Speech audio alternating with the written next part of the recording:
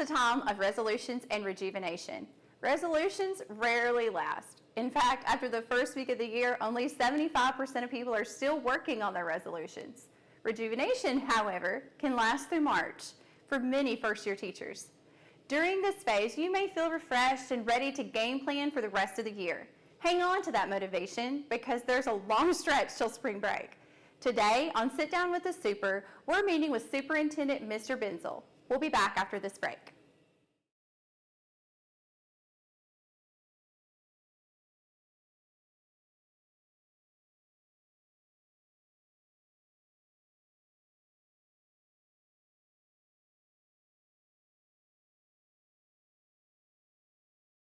Welcome back. Today we are sitting down with Superintendent Mr. Bentzel as part of our Sit Down with the Super. Thank you for joining us today. We appreciate it. So tell us, what is your definition of all in? We hear that a lot. We just want to have a clear messaging for our new teachers. What does that look like? Sure. I think it's basically a commitment to our teaching profession, to educating, to our district, to your fellow teachers, your fellow staff members, to your school. It's a culture thing that you really want to build upon because education is so important. You can't go through the motions. Sure. And most importantly, it's committed to our students, our kids. Our kids need us to show up every day, our best selves, and be consistently coming and greeting them at the door and helping them through situations and educating them, of course, and mentoring and building relationships. But it's a commitment of all aspects in Christian County Public Schools that we're asking for. And that goes beyond just to the four walls of your classroom. Correct. Right. And, going to extracurricular events, ball games, band practices, being a good role model in the community, in your church, as an educator of Christian County Public Schools. It's bringing teaching profession back to where it should be. It's a profession, and we want people to be honored, to feel honored about having that title in Christian County Public Schools, and again, being committed to the process of being a great educator and working for great schools. Yeah, absolutely. Well, typically during the winter months, January, December, teachers are going through disillusionment, which is pretty much a tough phase for teachers. They're questioning self-worth and all those things, but we're getting into rejuvenation. So what are some tips for teachers going through this transition? What are some ways that they can feel rejuvenated, or speak from your own experience? Right. I think it's okay to feel a little bit down in the dumps about your first year. Sure. I think it's okay to feel tired, overwhelmed, stressed, that you can never get everything done you want to get done. Mm-hmm. I'm there a lot of times myself, and I've been doing this for almost 18 years, 20 years almost. So I think it's just a normal part of the process. You go through it.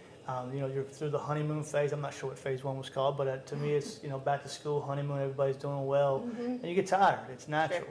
I think to get through that phase, you have to put what's important out in front, which is our kids, our students, pour into them and really build those relationships with them. I also think you have to have a balance between work and home, and I think you have to know that it will always get better. Every day you're in Christian County Public Schools with the support for new teacher training and orientation, what you provide, what our principals provide, what the district provides, it'll get easier because your year of firsts will only be 1 year of firsts. As far as getting past that and rejuvenation, I think it goes back to the balancing act. You can't work 24/7 or 25/8. You have to have a home life. You have to take care of yourself, self-preservation. And again, if you're a first-year teacher or a 27-year teacher, that's all part of the practice. Yeah. And as you get better, things will become easier. So the profession will not continue to get harder in the fact that you gain experience, and experience leads to efficiency, and efficiency leads to feeling better about the stages of what you're going through. Absolutely. I totally agree with that. And I think for new teachers, just to understand and realize you're not alone. You're not alone. Even as a seasoned teacher, a seasoned educator, we go through these processes, these phases as well. 100%. And maybe the dip is just not as deep for us. Right, and it's not our first time going through it. So we know what to do. We know we have to go exercise more or spend more time with our family, or whatever that thing is you do to relieve stress, is you do that as long as it's healthy and productive for you and your family. Do you have a trick? Do you have a go-to self-care type thing that you do? I do have two. I have children, so I try to just put the stuff aside and go outside and jump on the trampoline or go for a walk. You jump on the trampoline? I do, yeah. I can, it hurts the next day, but when you have smaller children, you can kind of sometimes you have no choice but to take care of that need and that family side of your life. But they're a good outlet, and For sure. also exercise is one that I've learned is a good outlet because it helps with the mental stress, it helps with the physical stress, and it just helps you kind of clean out your mind for the next day or the next event or the next challenge you have. I think taking care of yourself, self-preservation is very, very important. And I wish everybody the best of luck, and I hope that they get through these next couple of months. And if they need anything, talk to you or the principals or the central office. We're always here to listen.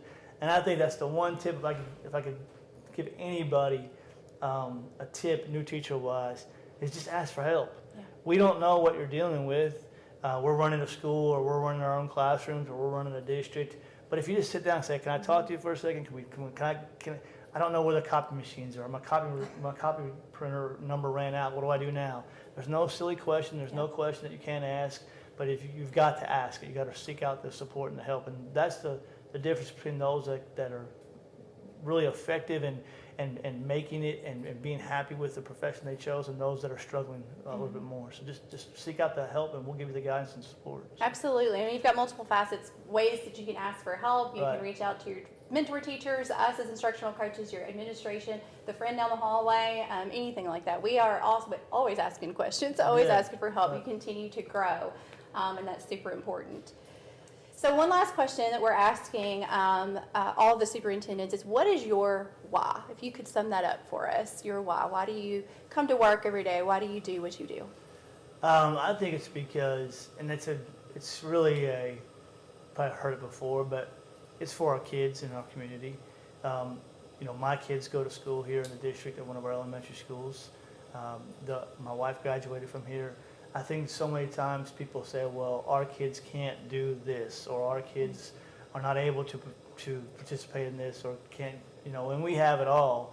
That we have evidence of all of that they can perform, they can be successful, they can achieve, whether it's in academics, ACT, Governor's Scholar, band, athletics, GT, extracurricular, you name it. We've had 36 ACTs, we've had Governor's Scholars, we've had Merit Scholar winners, we've had band performances that have been phenomenal. We've had state championships in football and other athletic events. So it's always about giving opportunities for our students to be successful. And with me having children, and with me growing up in this district as an educator, the pride for Christian County Public Schools is there, and I want to see it continue to be successful. And that's why I go to work every day, to make this district a better place. Yeah. So, and the people are great. Yeah. So. It is. It's a great team of people. Well, thank you so much for sitting down with us. We really do appreciate it. We will be back right after this break. Here to answer your every teaching question, the Coach's Hotline. Always on hand to help you in any situation with helpful advice and useful resources. Call 1-366-822-5563. Available at any hour of the day or night. That's 1-366-822-5563 or 1-DONTCALLME. In this episode, we are focusing on engagement strategies. Over the past month, we visited classrooms from around the district to watch our teachers and students in action. I hope you see something you'd like to try. With Miss Emily Chandler at Pembroke. So Emily, tell us what structure you use and why you like to use that. I'm using Math Workshop, and I like using it because I can see where my kids are at. I can work with them on a differentiated level. I can work in my small group, pull them, see what they're doing, and all the work is differentiated on them. The one thing I want to say, though, is it's not hard to differentiate. It can be as easy as changing out dice, or changing out, they're doing 1-digit addition, 2-digit addition, regrouping, not regrouping. So it's not hard to differentiate, so don't be scared. Absolutely, and thank you. We're excited to see that today. Thanks for having us. Thank you for coming.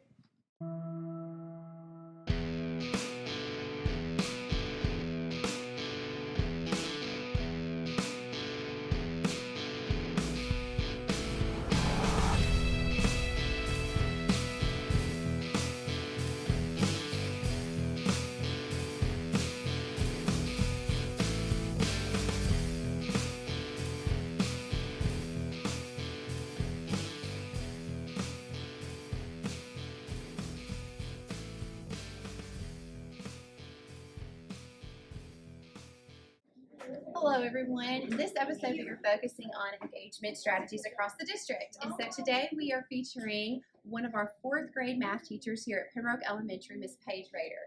We are here to see what she's doing with her students to engage everybody, to have 100% participation. So what are your favorite strategies to use? So my favorite thing to use are Kagan structures in the classroom. I have a few that I put in my tool belt that I use all the time. Some of those would be Rally Robin or Round Robin. And then I use Stand Up, Hand Up, Pair Up, and Rally Coach. Those 4 are my main structures to use, and the kids know those well, and we do those often. Awesome. Now, are you seeing when you do those, the 100% participation, does that increase your engagement participation? It does, absolutely. Kids don't have the opportunity to opt out because they're held accountable with their partner or with their group to do their task and their work. And it frees you up to kind of monitor and hear those conversations too. It does. Awesome. Well, we're excited. Thanks for having us. We're Thank you. going to get a snapshot of our class today. Thanks. Thank you.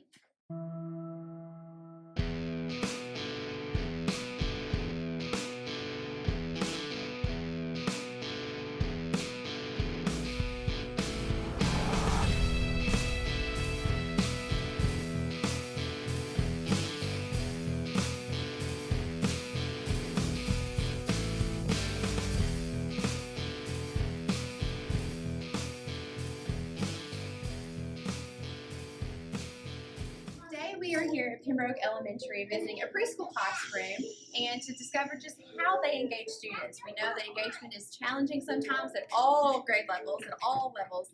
And so we wanted just to get a snapshot of how Ms. Fowler engages her students every day. So tell us a little bit about what you do. What are your favorite strategies for engaging students? Well, we work in small groups, and today my group we were doing letter strips, and they would differentiate between the letter G and H. They would recognize uppercase and lowercase letters, and this really helps them to learn these 2 letters. That's awesome. And you are fortunate enough you have a date in here as well. An I assistant do. that helps She's you. wonderful. She's been busy working too. So what is This is my math group, but she's working on a few different skills. She's working on fine motor and colors, sorting colors. She takes the beads and she sorts the beads by color, and she'll even count the beads. Miss Jessica will ask her how many white beads have you put on, how many orange beads. awesome. And so that's a great another way to utilize 2 sets of hands in the classroom and to engage all your students all the time.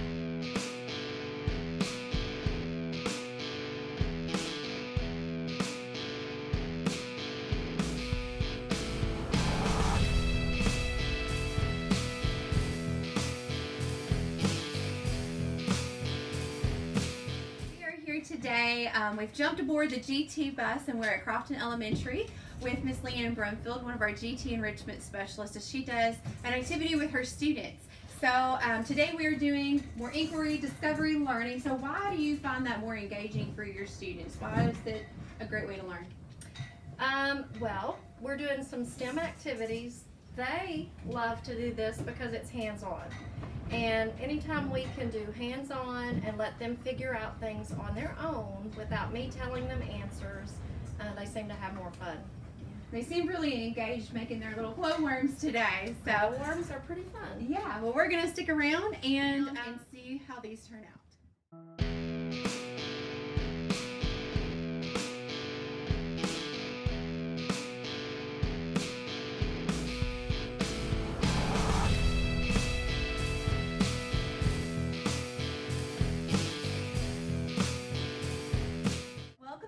Today we are at Christian County High School with Miss Fowler. We are so excited to be here at the end of the freshman hallway. We are checking out her twist on the I do, we do, you do strategy. So share with us kind of how you take that traditional strategy and what you do with it. Well, rules and procedures are very important to me, and so day one, my students get a very structured schedule or a routine for the whole 90 minutes. They know exactly what to do before I enter the classroom. They know their expectations. So part of the I do, we do, you do is always written on my board for the agenda, because I think it's important for students to know what we're doing, where we are, and to see what's coming up. And I don't care how old you are, you can't sit still and listen for 90 minutes. No. So after our bell ringer, we do the I do, which is where I present the content, whether it's recalling prior knowledge or introducing something new. It could be a video, a Google presentation. The computers are closed always for the I do part. They know that as soon as they walk in the room. So the students are also engaged and focused, and I try to use some interaction during that part. And then we move into the we do, which is usually partner work. Sometimes I'll change it and do small groups, but right now partner work is working very well, and I put the expectations up on the board because I think it's important that they know at their desk or face to face or side by side. Yes. Everything is structured, and we talk about that. I also have them tell me back what they're doing so there's no confusion, and that way I can walk around and they practice the concepts, the content that was introduced in the first part. And then after that, we come back together and I go over the expectations for the you do, which is independent work. And that is also a time where I can pull and work with individuals one-on-one, that I can check, can they do the work themselves? Do they have an understanding, or do some rely on their partner for it? At the very end, we reflect, and then we do this literally the same thing most days. That's so awesome. It works well. And they know it, and they know that routine, so it's pretty seamless when you go in. And the good thing about this strategy is that it's universal. If you can do this in kindergarten, you can do this in 5th grade, you can do this all the way up. So I love how you took it into that chunking to break up that block. And also, I noticed the real world connection that you've created in here. Because a lot of times it's, why do I need to know this? What's the point in this? But you've intentionally made this connect to them something that they enjoy, which is cereal. So that's important too, I think. It is. To understand the world around you in that yes. way, for sure. Another thing with this strategy or this layout for the classroom is transitions are very important. So they know what they're supposed to do when they switch from the whole group to the partner work, and then we play games when they switch from the partner back to the I do. So there's no lollygagging, and they work together to get the classroom back in order. And it also makes the time go faster. So Absolutely. it works for us. Yes, I love it. Well, we are very excited. Thank you for having us, and we're going to go in and take a little quick peek at her classroom and see these students in action.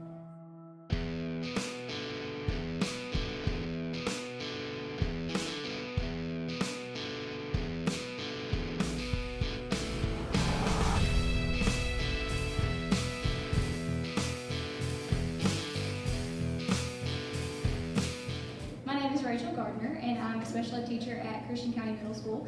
And today I used friendly competition with whiteboards because it kind of helps me get formative assessment in a fun way that the kids like, and they like the competition and the challenge for life school points.